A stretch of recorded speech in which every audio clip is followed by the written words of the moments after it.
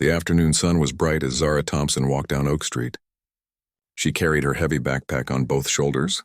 Her school books made it feel like she was carrying rocks, but she did not mind. She loved learning new things. Zara was 17 years old. She was a good student at Jefferson High School. She had just spent 3 hours at the city library. She was working on a history project about civil rights. The library was quiet and peaceful. It was her favorite place to study. Now she was walking home. The Westfield neighborhood was nice. The houses were big and clean. The yards had green grass and pretty flowers. Zara lived here with her family. They had moved to this house 5 years ago when her father got a new job. As she walked, Zara thought about her project. She was writing about brave people who fought for equal rights. She wanted to make her father proud. He always told her that education was the most important thing in life. Officer Derek Martinez was driving his police car down the same street. He had been a cop for 12 years. He knew every street in this area. He thought he knew who belonged here and who did not. Martinez saw Zara walking. He slowed down his car. Something did not feel right to him. He saw a young black girl in his neighborhood. Most people who lived here were white. He had never seen this girl before. Martinez pulled his car over to the side of the road. He got out and walked toward Zara. His hand rested on his belt near his radio. He looked serious and angry. Zara heard footsteps behind her. She turned around and saw the police officer walking toward her. Her heart started beating faster. She had done nothing wrong. She could not understand why a cop wanted to talk to her. "Hey you," Martinez called out. "Stop right there." Zara stopped walking. She turned to face the officer. She was polite like her parents taught her to be. "Yes, sir," she said. "Can I help you?" Martinez looked at her with mean eyes. "What are you doing in this neighborhood?" he asked. His voice was not friendly. Zara was confused. "I live here," she said. "I was just walking home from the library. You live here?" Martinez did not believe her. "What house?" "The blue one on Maple Street," Zara answered. She pointed down the road. "It's just 2 blocks away." Martinez looked where she pointed. He knew that house. A nice family lived there. But he did not think this girl could be part of that family. "I don't think so," he said. "Show me some ID." Zara reached into her backpack. She pulled out her student ID card. Her name and picture were on it. She also had her school bus pass. She handed both cards to the officer. Martinez looked at the cards. They said Zara Thompson. He knew that name from somewhere. But he was still not happy. "This could be fake," he said. "Anyone can make fake IDs. But it's real," Zara said. Her voice was getting smaller. She felt scared. "I go to Jefferson High School. I'm in the 11th grade. "Sure you are," Martinez said. He did not believe her. "What were you really doing? Were you looking at houses? Planning to break into them?" Zara's eyes got big. "No, sir," she said quickly. "I would never do that. I was just at the library studying." Martinez stepped closer to her. He was much bigger than Zara. She felt very small next to him. "There have been break-ins in this area," he said. "Young people like you have been causing trouble." "Young people like me?" Zara asked. She did not understand what he meant. "You know what I mean," Martinez said. His voice was getting meaner. "Your kind doesn't usually live in nice neighborhoods like this." Zara felt her face get hot. Now she understood what the officer was saying. He was being racist. He thought she was a criminal because she was black. She felt angry and hurt at the same time.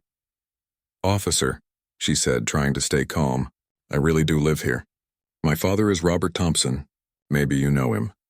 Martinez did not care about her father's name. He was sure this girl was lying. "I don't know any Robert Thompson," he said. "And I don't believe you live here." Some people walking their dogs stopped to watch. They could see that something was wrong. The police officer looked angry. The young girl looked scared. "Can I please just go home?" Zara asked. "My family is waiting for me." "Not yet," Martinez said. "I need to search your bag first." Zara held her backpack closer to her body. "Why do you need to search my bag?" she asked. "I haven't done anything wrong." "Because I say so," Martinez answered. "If you have nothing to hide, then you won't mind." "But you need a reason to search my things," Zara said. She remembered learning about rights in her social studies class. You can't just search someone without a good reason. Martinez did not like that she knew about her rights. It made him more angry. "Don't tell me how to do my job," he said. I've been a cop longer than you've been alive. More people were starting to notice them. Some neighbors came out of their houses. They wanted to see what was happening.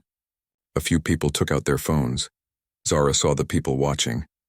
She felt embarrassed. Everyone was looking at her like she was a criminal. But she had done nothing wrong. She was just trying to walk home. "Please," she said to Martinez, "just call my father. He can tell you I live here." "I'm not calling anyone," Martinez said. "You're going to empty that bag right now. And don't try anything funny." Zara felt tears starting to come to her eyes. This was not fair. She was a good student. She helped other kids with their homework. She volunteered at the animal shelter on weekends. She was not a criminal, but the police officer was treating her like one. He was treating her badly because of the color of her skin. This made her feel sad and angry. The people watching seemed uncomfortable too. They could see that this was not right. An old woman with gray hair shook her head. A man walking his dog frowned at the police officer. Martinez noticed the people watching. But he did not care. He thought he was doing his job. He was protecting the neighborhood from troublemakers. At least that's what he told himself. "I'm waiting," he said to Zara. "Empty the bag now." Zara looked around at all the people watching her. She felt alone and scared. She wished her father was there. He would know what to do. He would protect her, but he was not there. She was by herself with a mean police officer who did not believe anything she said. She did not know what to do next.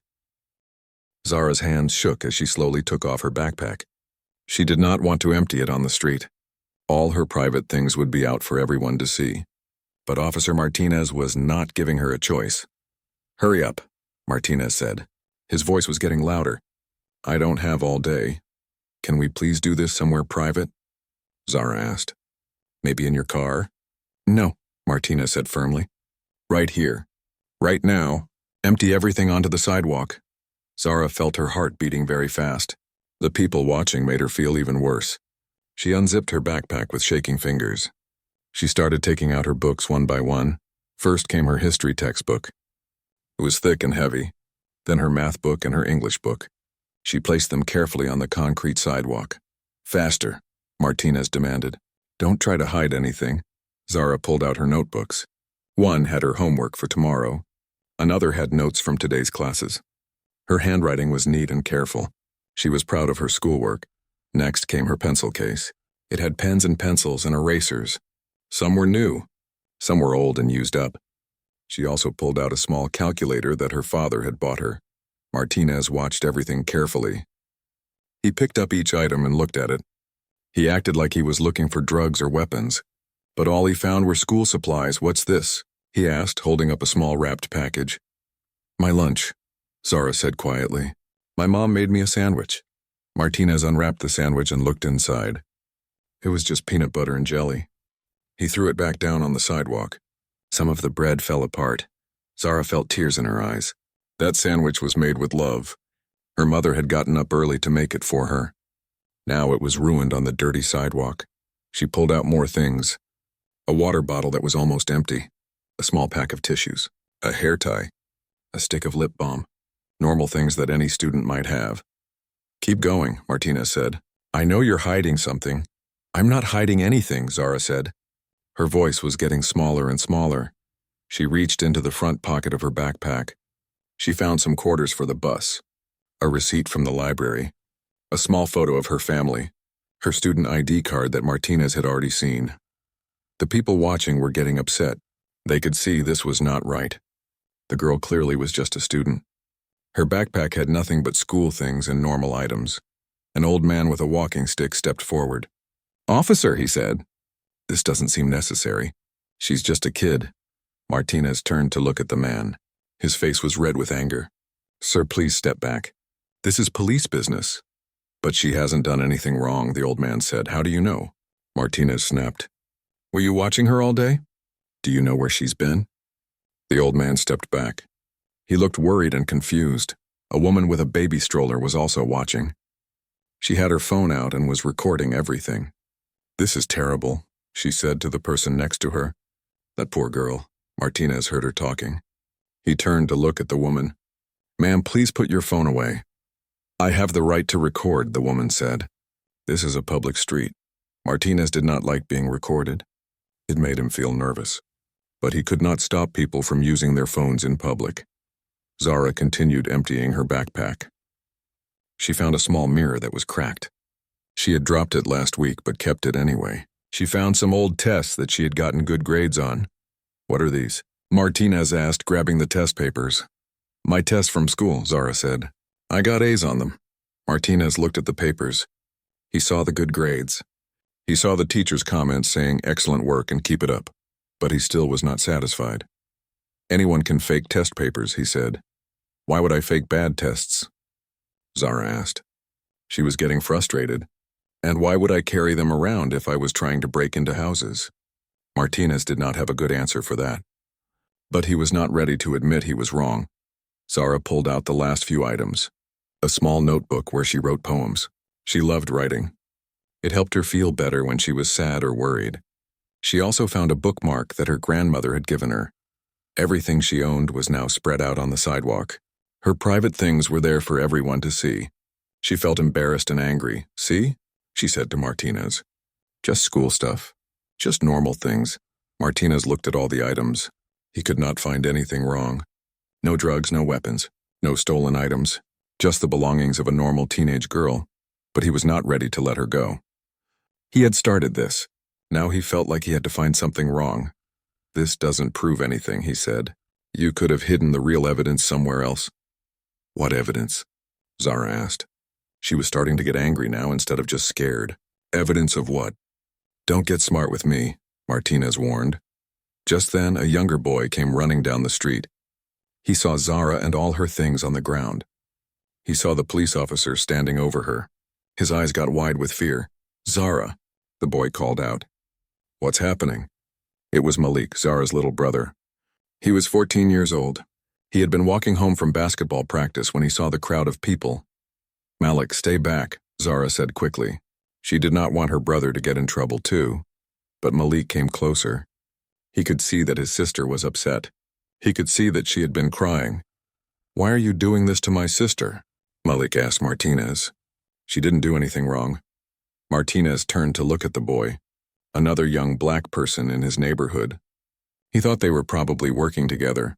"Your sister?" Martinez said. "How do I know you're really related?" "Because I live with her," Malik said. "We live right down the street." "So you both claim to live here," Martinez said. "How convenient." Malik looked confused. He could not understand why the police officer did not believe them.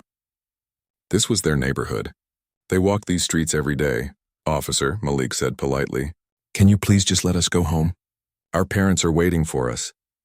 "No one is going anywhere until I figure out what's really going on here," Martinez said. More neighbors had come outside. Some of them recognized Zara and Malik. They knew the Thompson family. They knew Robert Thompson was the principal at the high school. A woman named Mrs. Peterson lived 3 houses down from the Thompsons. She came walking over quickly. "Officer," she said, "these children do live here. I know their family." Martinez looked at Mrs. Peterson. She was an older white woman with gray hair. She looked respectable and honest. "How do you know them?" Martinez asked. "They're my neighbors," Mrs. Peterson said. "Their father is Robert Thompson. He's the principal at Jefferson High School. Very nice family."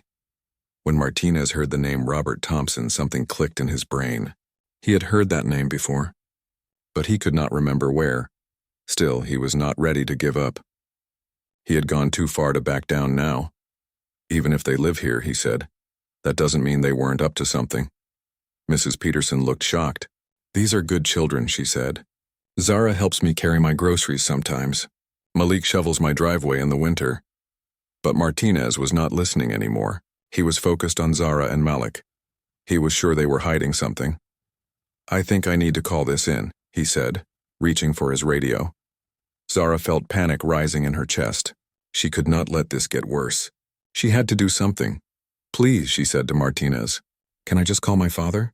"He can clear this all up." Martinez paused. Maybe if he talked to their father, he could prove they were lying about living here. "Fine," he said. "Call your father. But I'm listening to every word." Zara reached into her pocket with shaking hands. She pulled out her cell phone.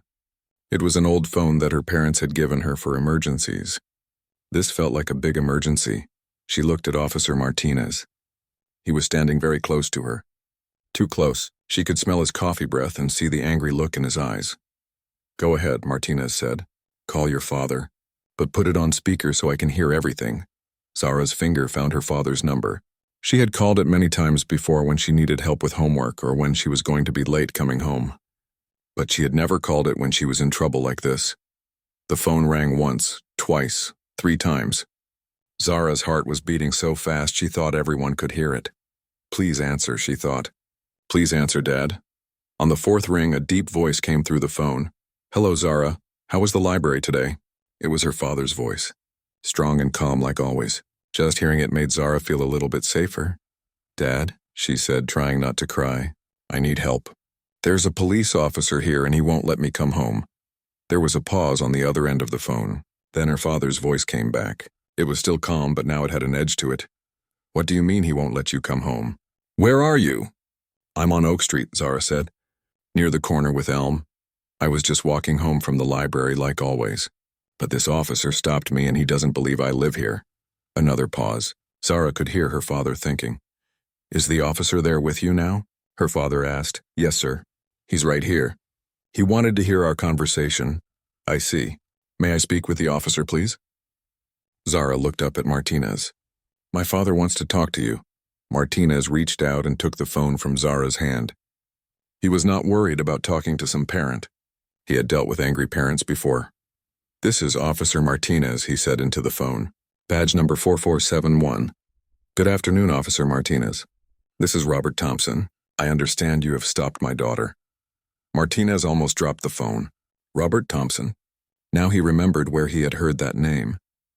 Robert Thompson was the principal at Jefferson High School. Martinez had been to that school many times for community programs. "Mr. Thompson?"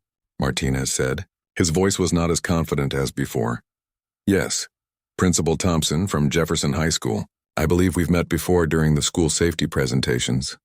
Martinez felt his stomach drop. He remembered now. Principal Thompson was a respected man in the community. He worked with the police department on many programs. The police chief spoke highly of him. "Oh," Martinez said. "Yes, I remember now." "Good. Now can you please explain to me why my daughter is being detained on a public street when she was simply walking home from the library?" Martinez looked around at all the people watching him. Mrs. Peterson was shaking her head at him. The woman with the baby stroller was still recording with her phone. Zara was trying to put her things back in her backpack. "Well, sir," Martinez started, "I was just doing a routine check. There have been some break-ins in the area." "I see. And what made you suspect my daughter of being involved in break-ins?" Martinez could not answer that question honestly. He could not say that he had stopped Zara because she was black and he thought she did not belong in the neighborhood. That would sound terrible. "She was walking through the neighborhood," he said weakly. "Walking through the neighborhood where she lives," Principal Thompson said. "The neighborhood where she has lived for 5 years. The neighborhood where she walks to and from school every day." "I didn't know she lived here," Martinez said. "Did you ask her?" "Yes, but I thought she was lying." "Why did you think she was lying?" Again, Martinez could not answer honestly. The real reason would make him sound like a racist. And maybe he was starting to realize that's exactly what he was. I don't know," he said. "Officer Martinez, I need you to look at my daughter's school ID. She is a student at Jefferson High School where I am the principal.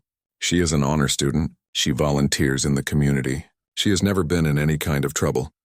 Martinez looked at Zara. She was kneeling on the sidewalk trying to gather up her scattered belongings. Her sandwich was still lying on the ground, ruined. She looked small and sad. "I see her ID," Martinez said. "And yet you decided to detain her and search her belongings on a public street," Principal Thompson continued. "Can you tell me what crime you suspected her of committing?" Martinez felt sweat starting to form on his forehead. He was realizing how bad this looked.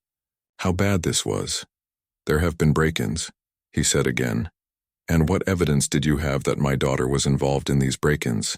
"No evidence," Martinez admitted quietly. "So you stopped a teenage girl who was walking home from the library, forced her to empty her backpack on the street, and humiliated her in front of the neighborhood based on no evidence at all. When Principal Thompson put it that way, it sounded really bad, and it was really bad." "Sir, I was just trying to do my job," Martinez said. Was racial profiling part of your job training, Officer Martinez? The words hit Martinez like a punch in the stomach. Racial profiling. That's exactly what he had done. He had seen a young black girl and assumed she was up to no good. No, sir, he said quietly. I want your badge number again, and your supervisor's name. Martinez felt panic rising in his chest. This was going to get reported. His supervisor was going to hear about this. Maybe even the police chief. Badge number 4471, he said. My supervisor is Sergeant Williams. Thank you. Now I want you to help my daughter gather her belongings, and then I want you to apologize to her. Martinez looked down at Zara. She was still kneeling on the ground. Some of her papers had blown away in the wind. Her water bottle had rolled into the street. Sir, Martinez said into the phone, maybe we can work this out. I mean, no harm was done. No harm? Principal Thompson's voice was getting sharper. My daughter was humiliated in front of her neighbors. Her belongings were scattered on the street. She was treated like a criminal for walking home from the library. You think no harm was done? Martinez realized he had said the wrong thing. There had been harm done. A lot of harm. Malik had come over to help his sister pick up her things. He was angry too. He kept looking at Martinez with hurt and confused eyes. I want you to put my daughter back on the phone, Principal Thompson said. Martinez handed the phone back to Zara. She stood up and took it with both hands. Dad, she said into the phone. I'm so sorry this happened to you, sweetheart. Are you okay? Zara started crying. Not loud crying, but quiet tears that ran down her cheeks. I'm okay, she said, but I'm scared. And embarrassed. Everyone was watching. I know, baby. I know. Listen to me. I want you and Malik to come straight home now. Can you do that? Yes, sir. And Zara? You did nothing wrong. Do you understand me? Nothing at all. Yes, sir. I love you. Come home now. I love you too, Dad. Zara hung up the phone and put it back in her pocket. She looked at Martinez. He was standing there looking uncomfortable and ashamed. Mrs. Peterson came over and helped Zara and Malik gather the rest of their things. Other neighbors helped too. The woman with the baby stroller picked up some papers that had blown away. Are you okay, honey? Mrs. Peterson asked Zara. I think so, Zara said quietly. Martinez watched all of this happening. He saw how the neighbors cared about Zara and Malik. He saw how they were angry at him for what he had done. He realized he had made a terrible mistake. Not just a mistake in judgment, but a mistake that showed something ugly about himself. Miss Thompson, he said quietly. Zara looked up at him. Her eyes were red from crying. I'm sorry, he said. But even as he said it, he knew it was not enough. Officer Martinez stood on the sidewalk feeling smaller than he had ever felt in his life. The word sorry hung in the air between him and Zara, but everyone could tell it was not enough. Zara looked at him for a long moment. Then she turned away and continued putting her things back in her backpack. She did not say anything to him. She did not accept his apology. Martinez felt his heart racing. He was starting to understand how much trouble he was in. Principal Robert Thompson was not just any parent. He was someone important in the community. Someone who knew the police chief. Someone who could make Martinez's life very difficult. Miss Thompson, Martinez tried again. I really am sorry. I was just doing my job. This time Zara did look at him. Her eyes were still wet with tears, but now there was anger in them too. Your job? She said. Your job is to stop kids from walking home? Your job is to treat people badly because of their skin color? Martinez felt his face get hot. No, that's not what I meant. Then what did you mean? Malik asked. He had finished helping his sister and now he was standing next to her. Because it sure looked like you picked on my sister because she's black. I don't see color, Martinez said quickly. It was something he had heard other police officers say when they were accused of racism. Mrs. Peterson let out a bitter laugh. Then you're blind, young man, because the rest of us can see exactly what happened here. More neighbors had gathered around. Mr. Johnson from across the street was there. The Martinez family from 2 houses down was there too. They were all looking at Officer Martinez with disappointment and anger. I know these children, Mr. Johnson said. They're good kids. Their father is a good man. You had no right to treat them this way. Martinez looked around at all the faces staring at him. He realized that everyone in the neighborhood knew Zara and Malik. Everyone except him. He had been patrolling this area for 2 years, but he had never bothered to learn who actually lived here. I was trying to protect the neighborhood, Martinez said weakly. Protect it from what? Asked Mrs. Martinez. From children walking home from school? From students going to the library? Martinez could not answer, because the truth was ugly. The truth was that he had seen a young black girl and assumed she was trouble. He had made up his mind about her before she even opened her mouth. Officer, said Mrs. Peterson, I've lived in this neighborhood for 30 years. I've seen real criminals. I've seen real troublemakers. These children are not that. But how was I supposed to know? Martinez asked. You could have asked politely, Mrs. Peterson said. You could have treated her with respect. You could have believed her when she told you she lived here. Martinez thought back to how he had approached Zara. He had been aggressive from the start. He had demanded her ID. He had accused her of lying. He had forced her to empty her backpack on the street. He had not treated her like a person. He had treated her like a suspect. I made a mistake, he admitted quietly. Yes, you did, said Mr. Johnson. A big mistake. The woman with the baby stroller was still recording everything with her phone. Martinez noticed that other people had their phones out too. This whole incident was probably going to end up on social media. Ma'am, he said to the woman with the phone, could you please stop recording? Why? She asked. Are you ashamed of what you did? Martinez realized that yes, he was ashamed. Very ashamed. This could ruin my career, he said. Good, said Malik. Maybe you shouldn't be a police officer if this is how you treat people. Martinez felt like he had been slapped, but the boy was right. If he could not do his job without harassing innocent people, maybe he should not have this job. Just then, a car turned onto the street. It was a blue sedan that Martinez did not recognize. The car slowed down and pulled over near the crowd. A tall black man got out of the car. He was wearing a nice suit and tie. He looked professional and important. He also looked very angry. That's our dad, Zara said quietly to Malik. Principal Robert Thompson walked over to where his children were standing. He looked at Zara's tear-stained face and at all her belongings scattered around. His jaw got tight with anger. Are you both okay? He asked his children. Yes, sir, Zara said. We're okay now. Principal Thompson gave both of his children a hug. Then he turned to look at Officer Martinez. Martinez had seen Principal Thompson before during school visits, but he had never really paid attention to him. Now he was looking right at him and Martinez felt very small. You must be Officer Martinez, Principal Thompson said. His voice was calm, but Martinez could hear the anger underneath. Yes, sir, Martinez said. Listen, Mr. Thompson, I think there was a misunderstanding. A misunderstanding?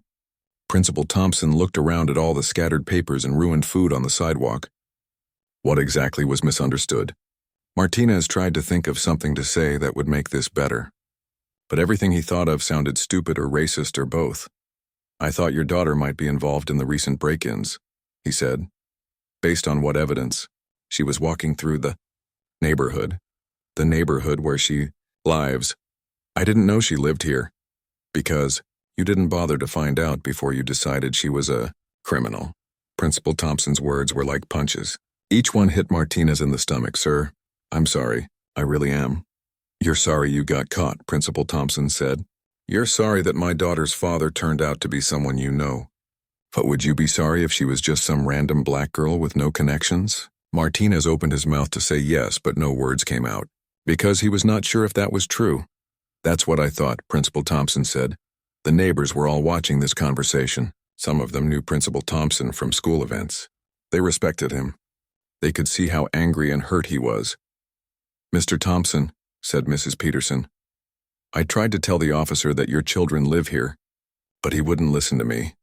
Thank you for trying to help, Principal Thompson said to her. Then he turned back to Martinez. Officer, I want you to understand something. My daughter is an honor student. She tutors other children. She volunteers at the animal shelter. She has never been in any kind of trouble, not once. Martinez nodded. He was starting to feel sick to his stomach. And yet you saw her walking down the street and immediately assumed she was a criminal. Can you explain that to me? Martinez could not explain it, not in any way that would make him sound like a decent person. I made a bad judgment call, he said. No, Principal Thompson said firmly. You made a racist assumption. And then you acted on that assumption, and you humiliated my child in front of her neighbors.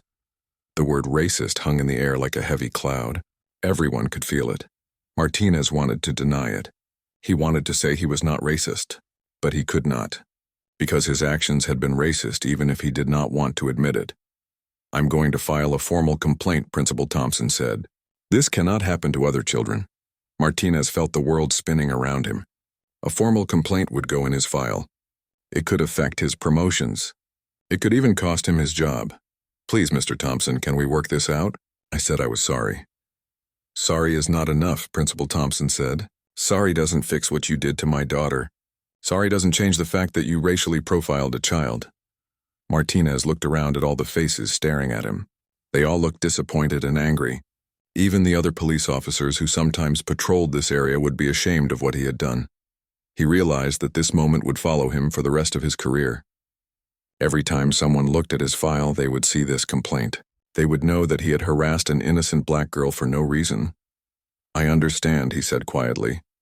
"I don't think you do understand," Principal Thompson said, "but maybe you will after the investigation." Officer Martinez felt panic rising in his chest. Principal Thompson's words about filing a formal complaint echoed in his head. He had to do something to fix this situation before it got worse. "Mr. Thompson," Martinez said, trying to sound friendly now. "Look, we all want the same thing here. We want to keep the community safe. Maybe I was a little too aggressive, but my heart was in the right place." Principal Thompson crossed his arms and stared at Martinez. He was not buying any of this sudden friendliness. "Your heart was in the right place when you forced my daughter to empty her backpack on the street?" Principal Thompson asked. "I was just being thorough," Martinez said. "You know how it is. We have to check everything these days." "Do you stop every student walking home from the library?" Principal Thompson asked. "Or just the black ones?" Martinez felt his face get red. "That's not fair. I don't see color." "Then you need glasses," said Mrs. Peterson from behind him. Martinez turned around to look at all the neighbors. They were all still there, watching and listening. Some of them were shaking their heads at him. He turned back to Principal Thompson and tried a different approach. "Listen, Mr. Thompson, I remember you from the school visits. You do great work with the kids. We're on the same team here. We both care about young people. If you cared about young people, you wouldn't have treated my daughter like a criminal," Principal Thompson said coldly. Martinez was getting desperate. He could see that his friendly approach was not working. Okay. Maybe I made some mistakes, but let's think about this rationally. Your daughter is fine. Nothing bad happened. Can't we just call it even and move on?" Zara looked up from her backpack. She had been quiet during this whole conversation, but now she spoke up. "Nothing bad happened?" she said. Her voice was shaking with anger. "You made me feel like a criminal. You embarrassed me in front of my neighbors. You threw my lunch on the ground. You made me cry." Martinez looked at her and realized how young she was. She was just a kid who had been trying to walk home from the library. "I'm sorry about that," he said. "I really am. But you have to understand I was just doing my job." "No," Malik said firmly. "Your job is to protect and serve, not to harass and humiliate." Martinez felt frustrated. These kids were too smart. They knew their rights. They were not going to just accept his apologies and forget about what happened. He tried yet another approach. "Look," he said to Principal Thompson, "I know you're upset, and you have every right to be, but think about what's best for everyone here. If you file a complaint, this becomes a big thing. Media might get involved. Your daughter's name might end up in the newspaper." "Do you really want that?" Principal Thompson's eyes flashed with anger. "Are you threatening my family now?" "No," Martinez said quickly. "No, I'm just saying. Maybe it's better to handle this quietly." "Between us, handle what quietly?" Principal Thompson asked. "The fact that you racially profiled my child? The fact that you violated her rights? You want me to keep quiet about that?" Martinez was digging himself deeper into trouble with every word he said, but he could not stop trying. "I'm not saying keep quiet. I'm just saying, maybe we can work something out. Maybe I can do some community service, or make a donation to the school. Something like that." Principal Thompson stared at him in disbelief. "You think you can buy your way out of this?" "That's not what I meant," Martinez said. But he knew it was exactly what he meant. The woman with the baby stroller had been recording this whole conversation. She shook her head in disgust. "This is unbelievable," she said. "First he harasses a child and now he's trying to cover it up." Martinez noticed that more people were recording now. This was getting worse by the minute. Please, he said to the people with phones. This doesn't need to be on social media. This is a private matter. It stopped being private when you decided to search a child on a public street, said Mr. Johnson. Martinez tried one more time with Principal Thompson. Sir, I know I messed up, but I'm a good cop. I've been doing this job for 12 years. I've helped a lot of people. This one mistake shouldn't define my whole career. One mistake? Principal Thompson said. You think this is just one mistake? What do you mean? I mean, how many other children have you done this to? How many other black kids have you stopped for no reason? How many other families have you hurt? Martinez opened his mouth to say this was the first time, but he stopped. Because it was not the first time. There had been other stops. Other times when he had been suspicious of young black people in the neighborhood. He had never thought of it as racist before. He had always told himself he was just being careful. Just doing his job. But now he was starting to see a pattern. He started, but could not finish. That's what I thought, Principal Thompson said. Martinez tried one last desperate attempt. Look, what if I apologize publicly? What if I admit I was wrong? Would that be enough? You mean apologize because you got caught? Zara asked. Or apologize because you're actually sorry? Martinez looked at her. She was staring right at him with intelligent eyes that could see right through his fake apologies. I am sorry, he said, and for the first time he meant it a little bit. Sorry for what exactly? Principal Thompson asked. Martinez thought about it. What was he really sorry for? I'm sorry for stopping your daughter when she did nothing wrong. I'm sorry for not believing her when she told me she lived here. I'm sorry for making her empty her backpack. I'm sorry for embarrassing her. And, Principal Thompson prompted, and I'm sorry for treating her differently because she's black. The words were hard to say, but Martinez finally said them. He finally admitted what everyone already knew. That's a start, Principal Thompson said. But sorry doesn't fix this. Sorry doesn't change what happened. And sorry doesn't guarantee it won't happen again. Martinez realized that Principal Thompson was right. Saying sorry was easy. Actually changing was much harder. What do you want me to do? Martinez asked. I want you to face the consequences of your actions, Principal Thompson said. I want there to be an investigation. I want this incident to be on record so that other officers can learn from your mistake. That could ruin my career, Martinez said. You should have thought about that before you decided to harass my daughter, Principal Thompson replied. Martinez looked around at all the faces staring at him. He saw disappointment and anger and disgust. He saw people who had lost all respect for him. He realized that his attempts to fix this had only made it worse. Every time he tried to minimize what he had done or make excuses, he just proved that he did not really understand how wrong he had been. I understand, he said quietly. I don't think you do, Principal Thompson said. But maybe someday you will. Principal Thompson put his arm around his daughter. Come on, kids. Let's go home. As the Thompson family walked away, Martinez stood alone on the sidewalk, surrounded by angry neighbors and scattered papers. He watched them go and realized that his life as a police officer would never be the same.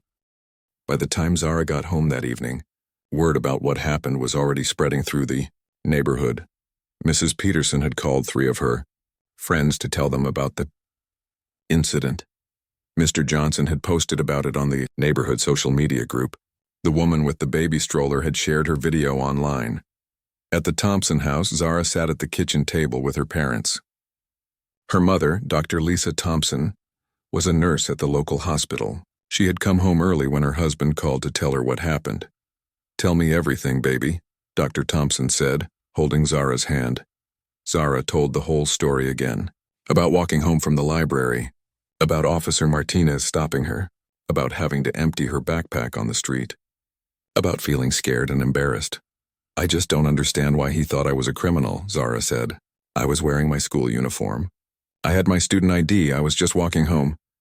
He thought you were a criminal because you're black, her mother said sadly. And that's not okay. But why? Zara asked. Why would someone think bad things about me just because of my skin color? Principal Thompson sighed. He had hoped his children would not have to deal with racism so directly, but he knew this day would probably come. Some people have wrong ideas about black people, he explained. They think we're more likely to be criminals or troublemakers. It's not true, but some people believe it anyway. That's stupid, Malik said angrily. He had been quiet during dinner, but now he was speaking up. We're good kids. We get good grades. We help our neighbors. Why doesn't that matter? It should matter, Dr. Thompson said. But sometimes people see our skin color first and make up their minds before they get to know us.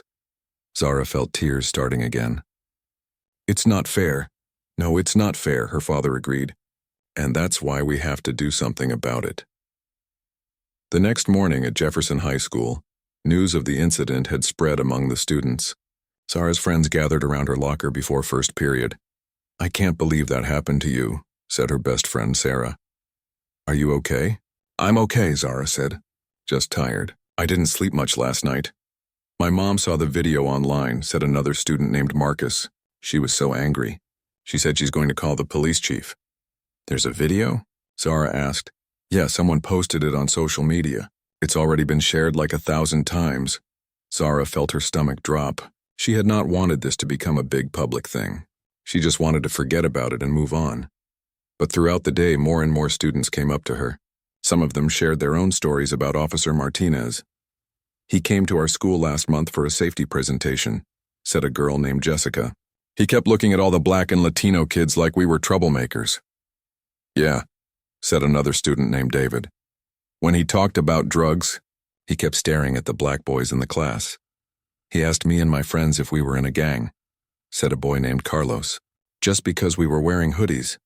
Zara listened to all these stories with growing surprise. She had thought her experience was just one bad incident. But it sounded like Officer Martinez had a pattern of treating minority students differently.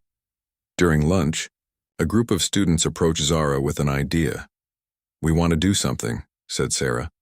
We want to show that we support you and that this kind of treatment is not okay. What did you have in mind? Zara asked. We're thinking about organizing a peaceful protest, said Marcus. Maybe after school on Friday. We could make signs and gather in front of the police station. Zara was not sure if she wanted that much attention, but she was also starting to feel angry about what had happened. Not just angry for herself, but angry for all the other kids who had been treated badly by Officer Martinez. Let me think about it, she said. That afternoon, Principal Thompson's office was busy with phone calls. Parents were calling to express their outrage about the incident. Some were demanding action. Others were sharing their own stories about problems with Officer Martinez. Mrs. Garcia just called, his secretary told him. She said Officer Martinez stopped her son last year for skateboarding in the park. He was really aggressive with the boy. That's the 5th similar call today, Principal Thompson said. I think we need to document all of these. Meanwhile, the video of the incident was spreading beyond just the local community. Someone had shared it on a bigger social media platform, and it was starting to get attention from news outlets. A reporter from the local newspaper called the Thompson house that evening. We'd like to do a story about what happened, the reporter said. Would you be willing to give an interview? Principal Thompson talked it over with his family. I don't want to be on TV, Zara said. I just want this to go away. I understand, her father said. But maybe talking about it could help other kids. Maybe it could prevent this from happening to someone else. Do you think it would help? Zara asked. I think it might, her mother said. Your story could make people aware of what's really happening in our community. The next day, the local newspaper ran a front-page story about the incident. The headline read, High school principal's daughter subjected to racial profiling by police officer. The story included quotes from several parents who had similar experiences with Officer Martinez. It also included comments from community leaders calling for an investigation. At the police station, Officer Martinez was called into his supervisor's office. Sergeant Williams wants to see you, another officer told him, and he doesn't look happy. When Martinez walked into the office, Sergeant Williams was reading the newspaper article. Sit down. Martinez, Williams said without looking up. Martinez sat down and waited. His heart was beating fast. This is a problem, Williams said, finally looking at him. A big problem. Sir, I can explain. Can you? Can you explain why you searched an honor student's backpack on a public street with no evidence of wrongdoing? Martinez had been thinking about this question for 2 days. He still did not have a good answer. I thought she looked suspicious, he said weakly. Suspicious how? Because she was black? No, sir, that's not. Because that's what it looks like to everyone else, including the police chief who has been getting phone calls all morning. Martinez felt sick. If the police chief was involved, this was really serious. "What happens now?" he asked. "Now we investigate," Sergeant Williams said. "And depending on what we find, you could be looking at suspension. Maybe worse." As Martinez left the sergeant's office, he realized that the incident was growing bigger than he had ever imagined. What had started as one mistake was now becoming a community-wide issue. And at the center of it all was a 17-year-old girl who had just been trying to walk home from the library. 3 days after the incident, Officer Martinez received a letter at work. It was from the Internal Affairs Department. He was being placed on administrative leave while they investigated the complaints against him. Martinez sat in his car in the police station parking lot, reading the letter over and over. Administrative leave meant he could not work.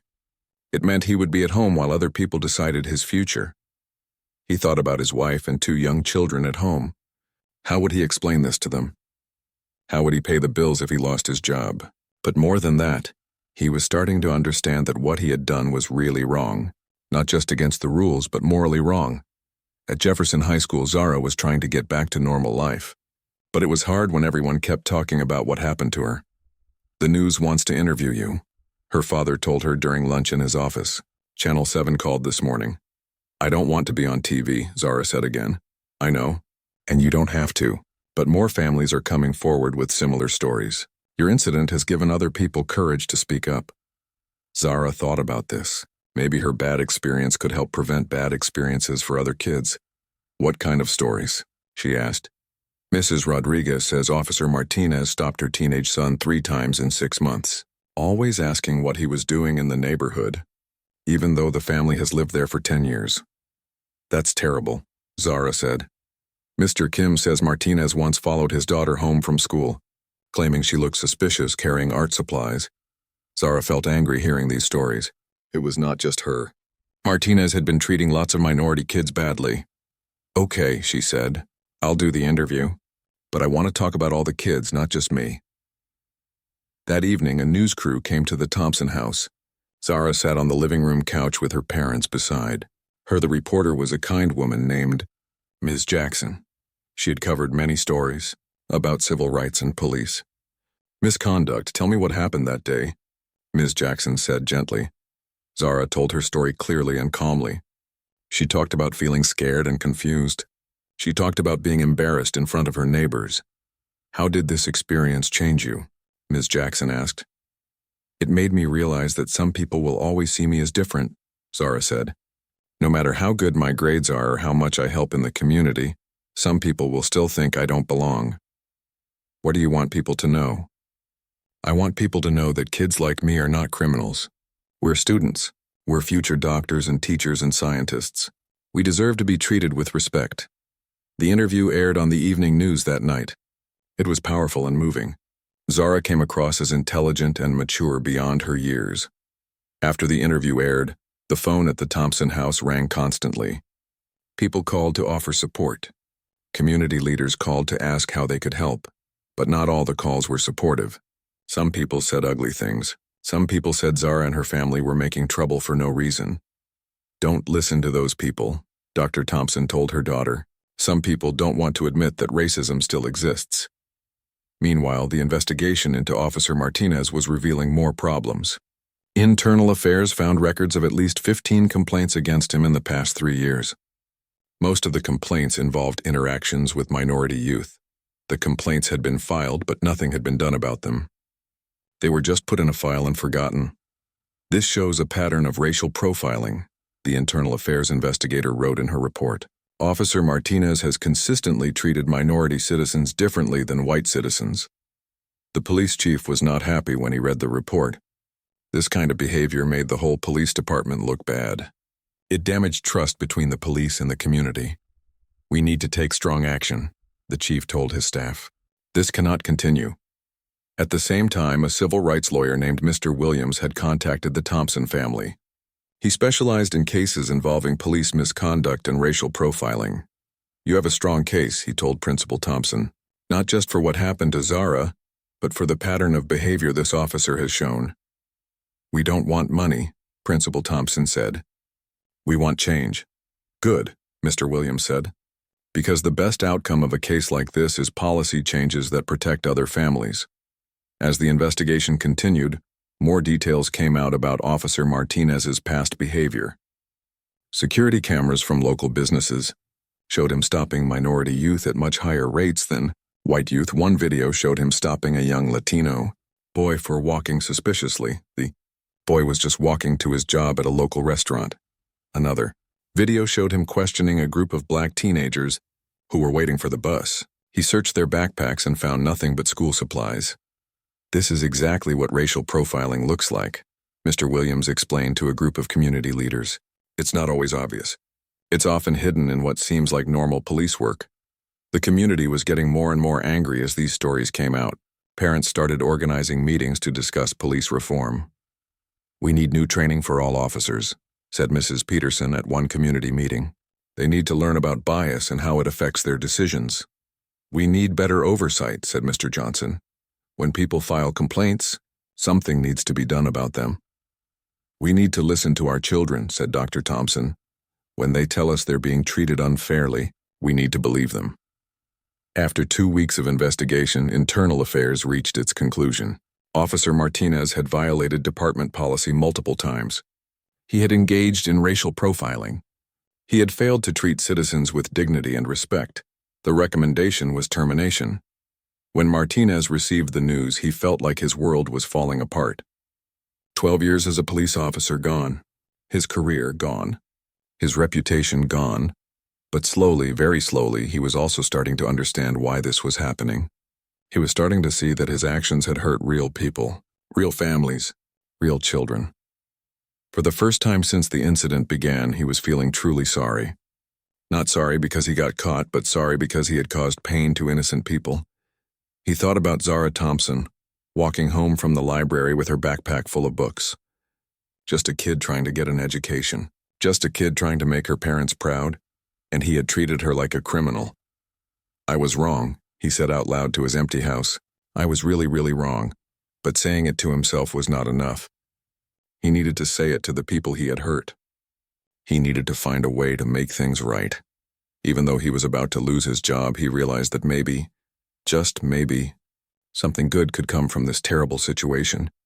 Maybe other officers would learn from his mistakes. Maybe other families would be treated better. Maybe children like Zara would be safer. It was not much, but it was something. And for now, it was all he could hope for. 6 months after the incident on Oak Street, many things had changed in the community. Officer Derek Martinez was no longer a police officer.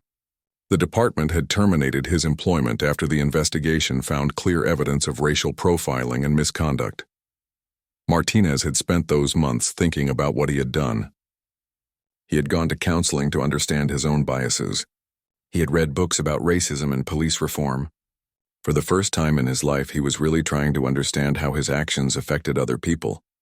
One day, he did something that surprised everyone.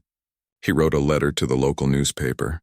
"I want to publicly apologize to the Thompson family and to all the other families I hurt during my time as a police officer," the letter said.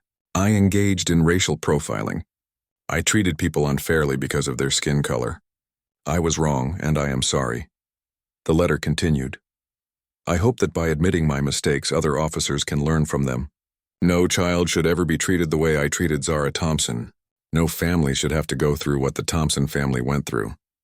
When Zara read the letter, she felt mixed emotions. She was glad that Martinez finally understood what he had done wrong. But she was still hurt by what had happened to her. "It's a start," she told her father. "But words are not enough. There has to be real change." And there was real change happening. The police department had implemented new policies because of Zara's case. All officers now had to complete training about racial bias and cultural sensitivity. They learned about how unconscious prejudices could affect their decisions. The department also created a new system for handling complaints. When someone filed a complaint about officer misconduct, it was investigated immediately. No more complaints sitting in files and being forgotten. These changes might not have happened without Zara's courage, Police Chief Roberts said at a community meeting. "Her willingness to speak up has made our department better." Zara had indeed found her courage. After the initial fear and embarrassment wore off, she realized that her experience could help other people. She started a club at Jefferson High School called Students for Justice. The club educated teenagers about their rights during police encounters. They learned what to do if they were stopped by police. They learned how to report misconduct. Knowledge is power, Zara told the club members. If you know your rights, you can protect yourself and others. The club also worked with the police department on community outreach programs. They helped create better communication between young people and law enforcement. Malik had joined the club too. He was proud of his sister for turning her bad experience into something positive. Zara could have just stayed quiet and tried to forget about what happened, he told the other club members. But she chose to speak up. That takes real courage. Principal Thompson was proud of his daughter, but he was also working on bigger changes. He had joined a task force on police reform that included community leaders, police officials, and civil rights advocates. The task force was developing new policies for police interactions with minors. They wanted to make sure that what happened to Zara would never happen to another child. We're creating a system where police officers have to justify why they stop young people, Principal Thompson explained to Dr. Thompson over dinner.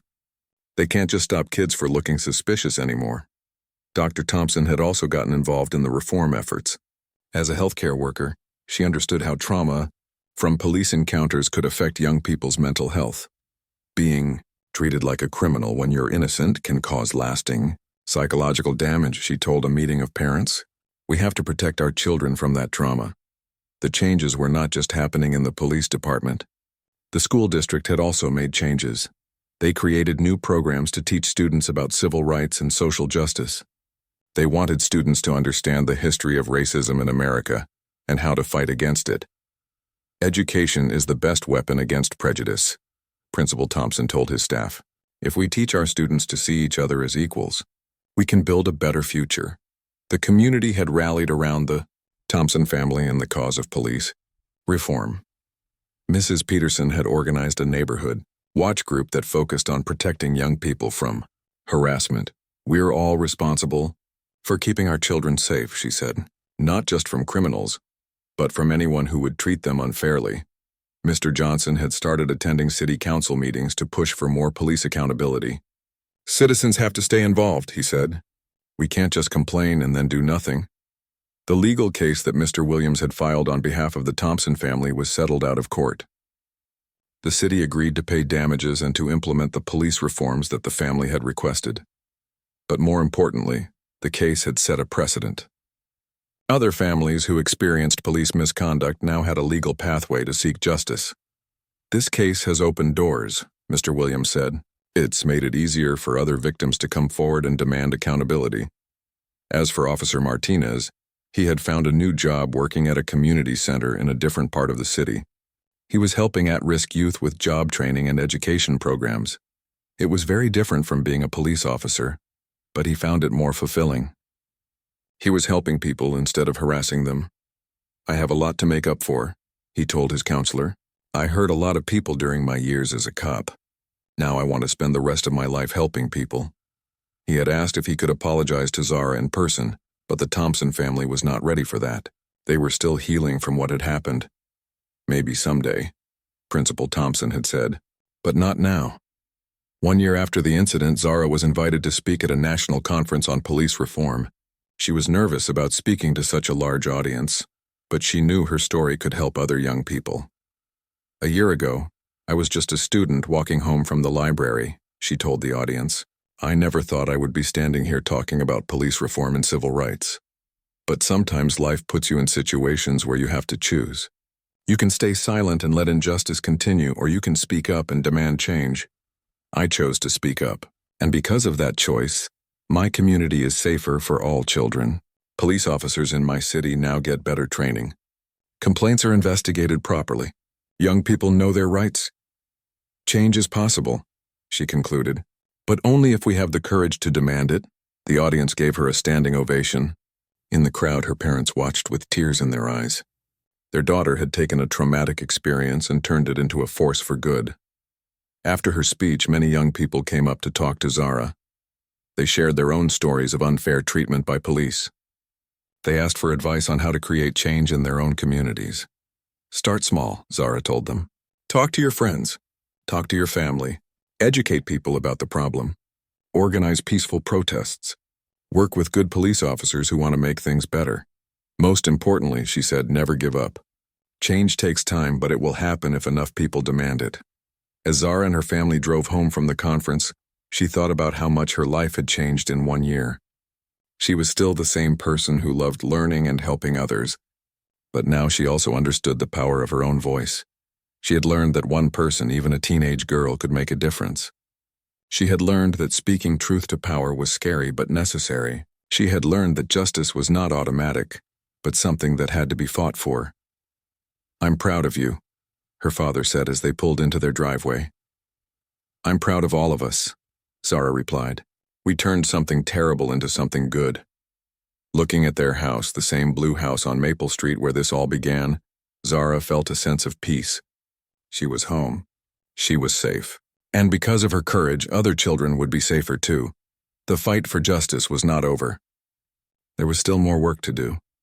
But for now, this was enough. This was progress. This was hope for a better future.